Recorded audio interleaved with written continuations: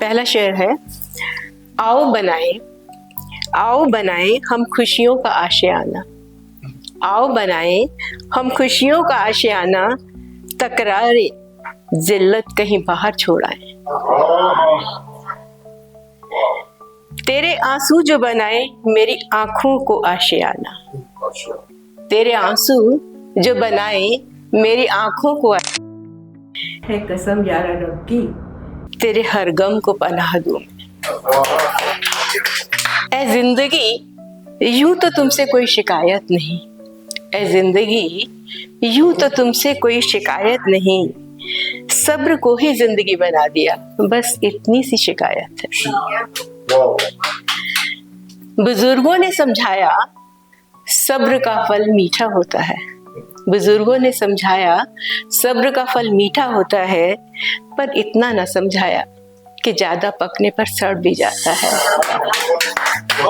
मैं एक कहे तो छोटी सी कविता पढ़ती हूँ, मधुर मिलन। ये कविता मैंने कुछ समय पहले लिखी थी।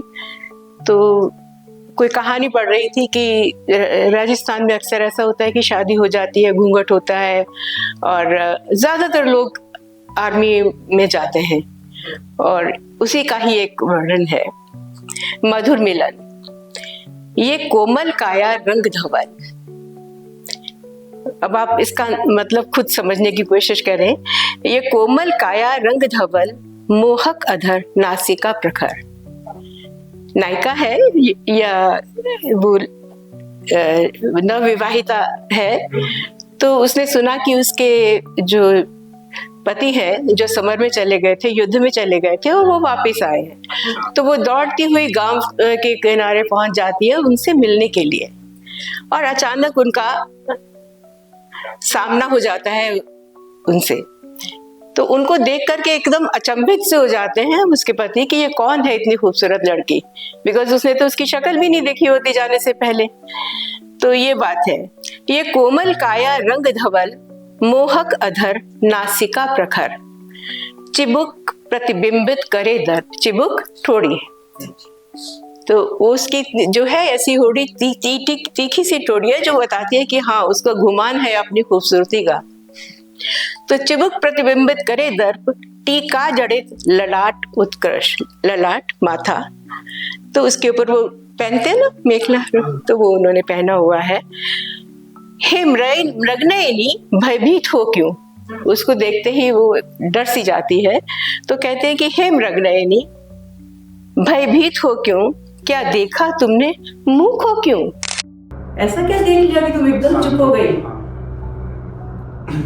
क्यों मृग से लोचन खुले हुए, हिरन जैसे तुम्हारे खूबसूरत आंखें हैं, वो एकदम खुली की खुली क्यों रह गई। क्यों अधर तुम्हारे सिले हुए, तुम एकदम चुप हो गई हो, क्यों अधर सिले हुए हैं। क्यों कंपित निर्मल काया है, और वो थोड़ा कांप सी रही है। तो कह रहा है कि ये निर्मल काया जो इतनी खूबसूरत तुम्हारा वो है, तो क्यों कांप रही है। क्यों भय अदृश्य सा छाया है, थोड़ी डरी हुई सहमी हुई भी है, घर से भाग के आई है देखने के लिए। हे सुंदरी जरा मुख तो खोलो, हे सुंदरी जरा मुख तो खोलो, प्यासे कानों में रस खोलो। तुम्हें देख मेरा मन डोल रहा, उसको थोड़ा सा एहसास तो हो रहा है कि ये कुछ तो है इसमें। तुम्हें देख मेरा मन डोल रहा, लगे उलझे धागे खोल रहा। उसे लग रहा है कि कुछ तो है, इसको शायद मैं जानता हूं, तो लगे उलझे धागे खोल रहा।